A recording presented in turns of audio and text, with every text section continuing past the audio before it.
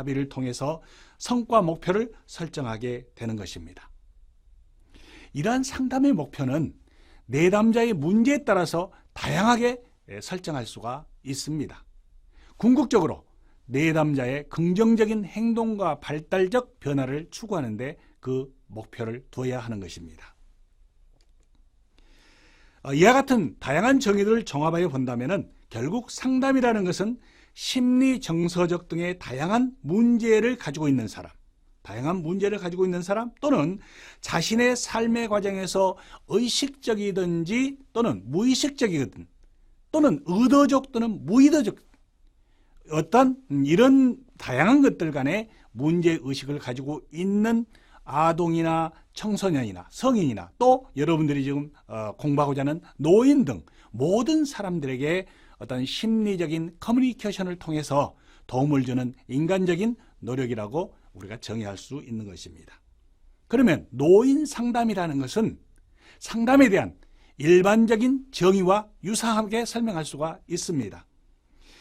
노인 상담에 대해서도 많은 학자들의 다양한 정의가 있습니다.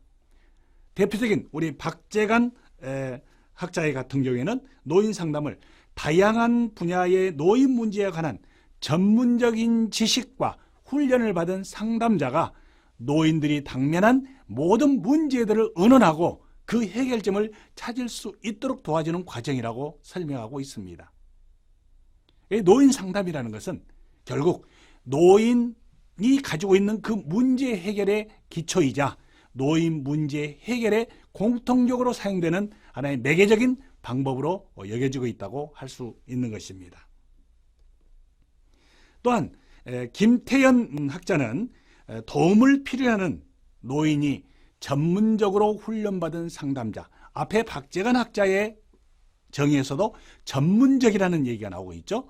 여기서도 마찬가지입니다. 전문적으로 훈련받은 상담자와 대면관계를 통해서 1대1의 대면관계를 통해서 개인적이거나 또는 가족적이고 또는 경제적, 신체적 이런 다양한 문제들을 해결하고 감정이나 사고, 행동 측면의 인간적 성장을 우리가 가져와서 성공적인 노후의 삶을 살아갈 수 있도록 노력하는 과정, 상호 노력하는 과정이다. 이렇게 정의할 수 있는 거죠.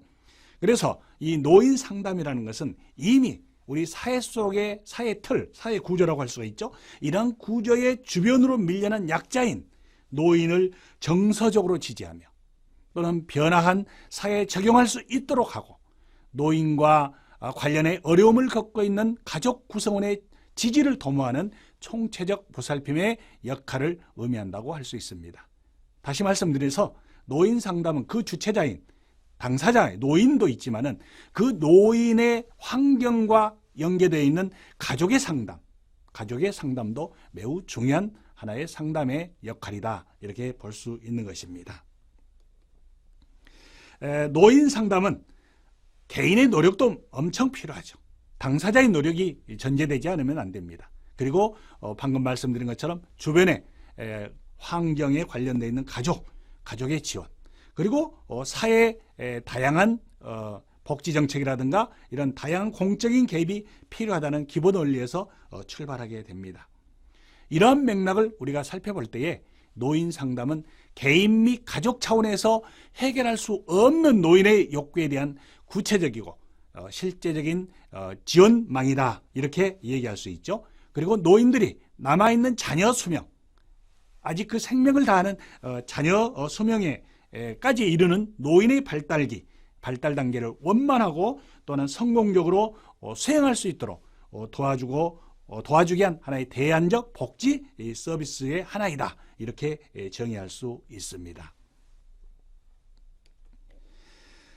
두 번째는 노인 상담의 필요성입니다. 그러면 왜 이런 노인 상담의 필요성이 있을까요? 제가 수업에 들어가기 전에 여러분들에게 설명을 드렸죠. 현대사회는 고령사회라고 그랬습니다. 현대 산업사회의 발달됨에 따라서 인간의 생명의 그 수명이 연장되고 있죠. 그러다 보니 노년 인구는 어떻습니까?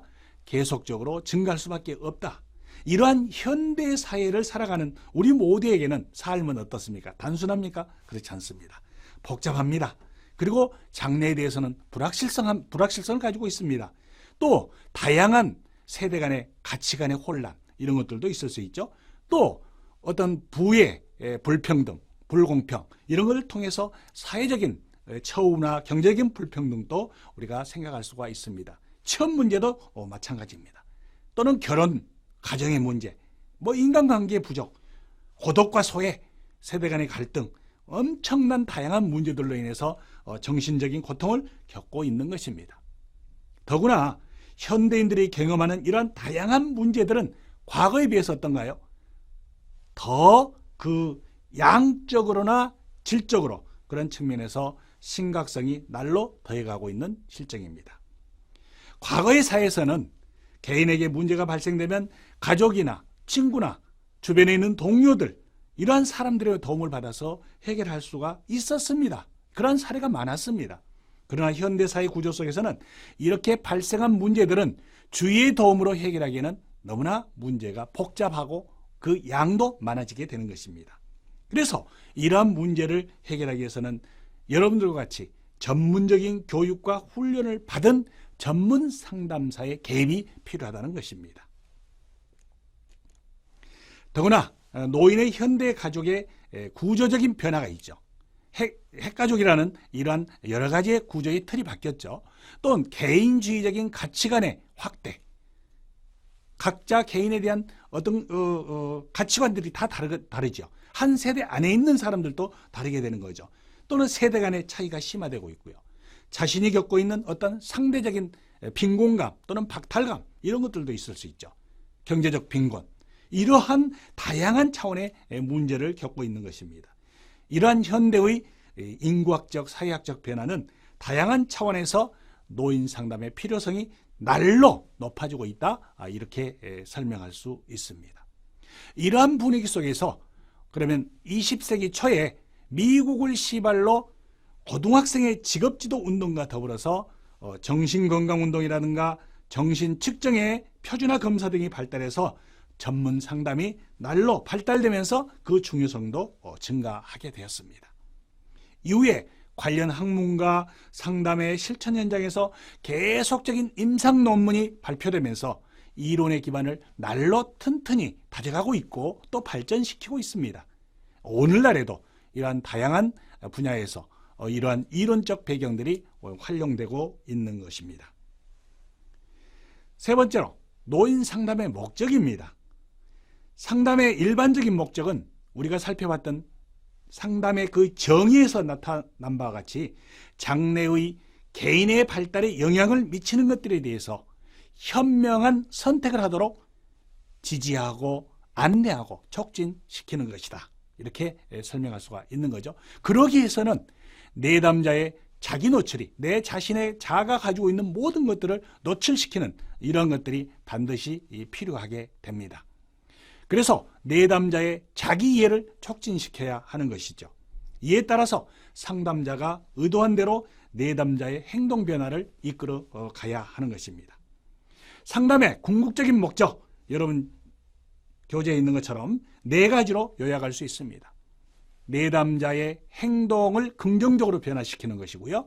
또한 내담자의 잠재력, 그 내담자가 가지고 있는 숨겨져 있는 어떤 힘과 능력, 이런 것들을 촉진시키는 역할을 하게 됩니다. 그 다음에 내담자가 가지고 있는 문제, 다양한 문제들을 해결하고 그러한 증상들을 제거하는 것이 목적이죠. 마지막으로 그 내담자의 자아 정체감을 확립시키고 긍정적인 자아를 가질 수 있도록 도우는 것이 노인 상담의 목적이다, 궁극적인 목적이다, 이렇게 설명할 수 있는 것입니다. 이렇게 노인 상담의 목적은 노인이 필요로 하고 있는 의료적이나 사회적, 정서적 자원을 효과적으로 동원하고 이용하도록 원조해 주는 것을 목적으로 해야 합니다. 그로 인해서 신체적인 강점을 더 강화하고 건강 약화에 적응할 수 있도록 원조하는 것이죠. 이것을 우리가 얘기할 때 건강상담이다, 이렇게 얘기하죠. 두 번째로 보호, 주거에 대한 욕구를 충족시켜주는 거죠. 그 해당하는 노인이 어떤 생활할 수 있는 주거 공간을 만들어준다든가 또는 적당한 시설에 입소할 수 있도록 한다든가 또 가족뿐만 아니라 지인들에게 당하는 어떤 학대, 노인 학대에 대한 상담 등을 얘기할 수가 있습니다.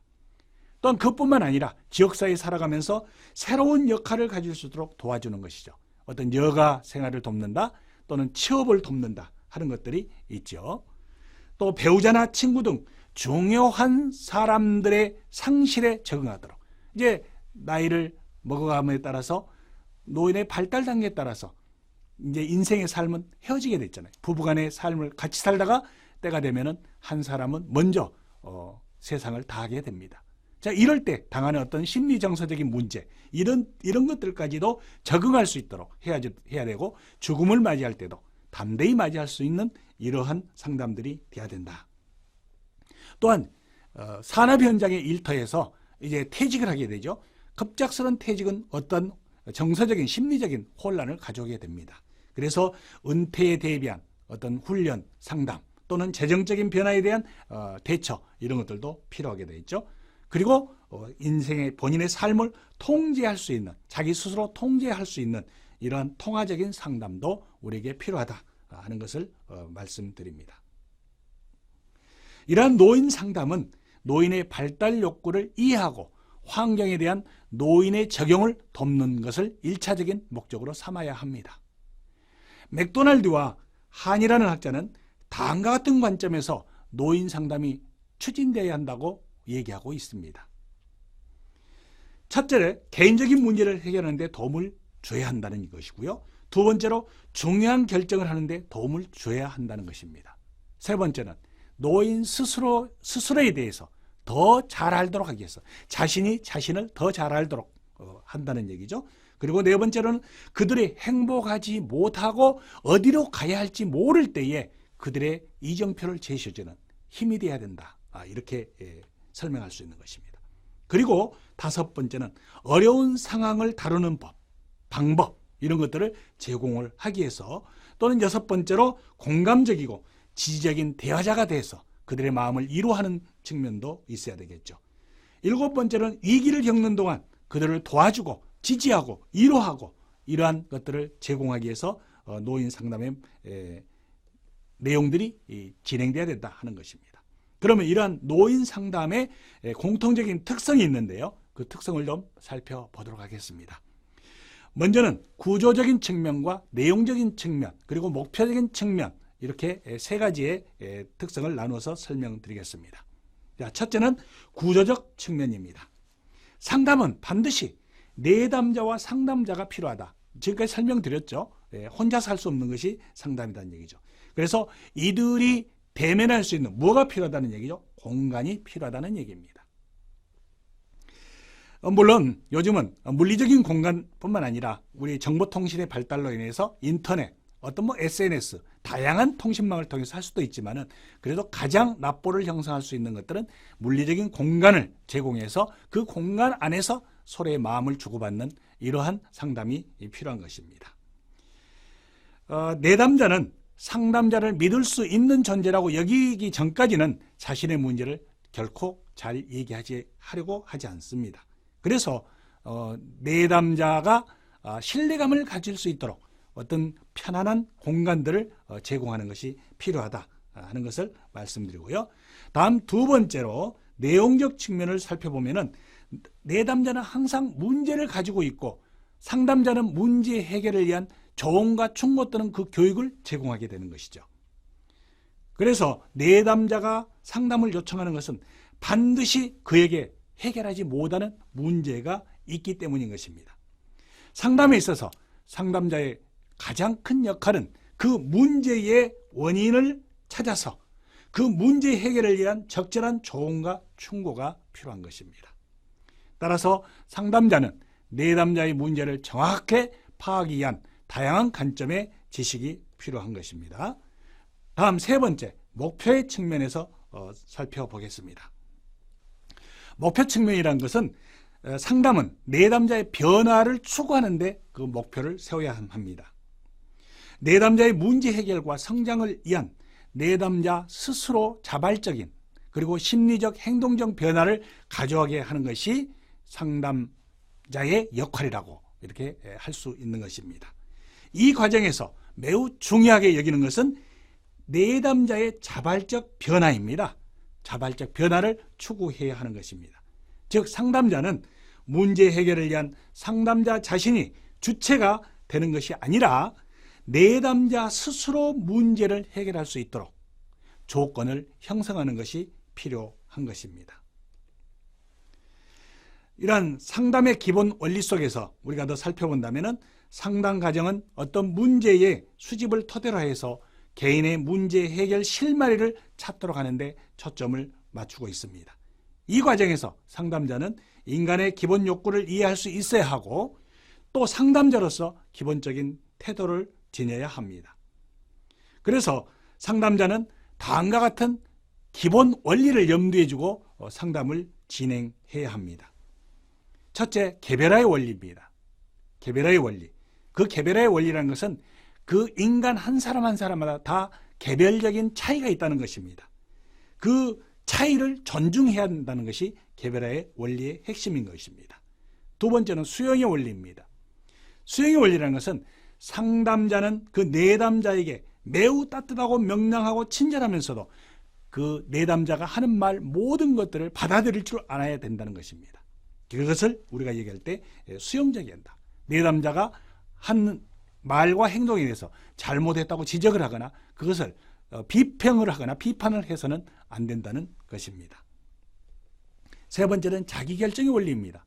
상담자는 조언하는데 모든 역할을 다 해야 되는 것입니다. 모든 것들 최종적인 결정은 누가 해야 된다는 것이죠?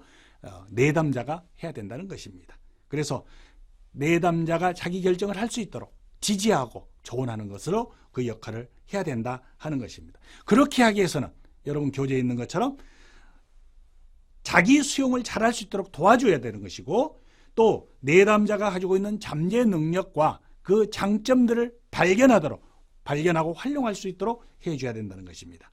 또는 내담자가 알지 못하는 것들을 잘 알 수 있도록 법률과 제도, 사회시설 이런 모든 것들을 정보를 제공해서 본인의 선택을 도울 수 있도록 해야 하는 것입니다. 네 번째로 비심판적인 태도입니다. 내담자는 자기의 잘못이나 문제에 대해서 또 결과를 나무라거나 책임을 추궁하거나 잘못을 질책하는 것, 그것을 상당히 심리적으로 두려워합니다. 그래서 상담자는 그러한 것들을 절대 자제해야 된다는 것이죠. 다섯 번째로 정서관여의 원리입니다. 내담자의 정서적 변화에 민감하게 반응해야 한다는 것이죠. 그래서 행동과 언어와 얼굴의 표정 모든 것까지도 민감하게 그것을 확인하고 반응하는 이러한 자세가 필요합니다. 여섯 번째로 감정 표현의 원리입니다. 좀 전에 말씀드렸습니다마는 내담자가 표현하는 어떤 언어적이나 행동적이나 비언어적인 모든 것들을 다 포함하죠. 그런 것들을 통해서 감정을 표현한 것을 비난하거나 또는 잘못했다고 지적하거나 이래서는 안 된다는 것입니다. 그래서 우리 상담자에게는 필요한 것은 매우 인내하는 것과 경청함이 필요합니다. 여러분 교재에 설명되어 있죠? 인내와 경청이 필요하다. 그러므로 인해서 내담자의 마음속에 응어려져 있는 담고 있는 그 모든 것들을 다 끄집어낼 수 있도록 상담자에게 다 모든 것을 내어 설명할 수 있도록 해야 된다는 것입니다. 다음 일곱 번째 매우 중요한 내용이죠. 비밀 보장의 원리입니다. 상담자는 내담자와 상담의 과정에서 그 내담자가 가지고 있는 또 그 가족들이 가지고 있는 다양한 정보들을 입수하게 됩니다. 어떠한 경우라도 그런 것들을 절대적으로 비밀을 보장해야 한다는 것입니다. 이것은 바로 어떤 의미입니까? 윤리적 의무를 지켜야 된다는 것이죠.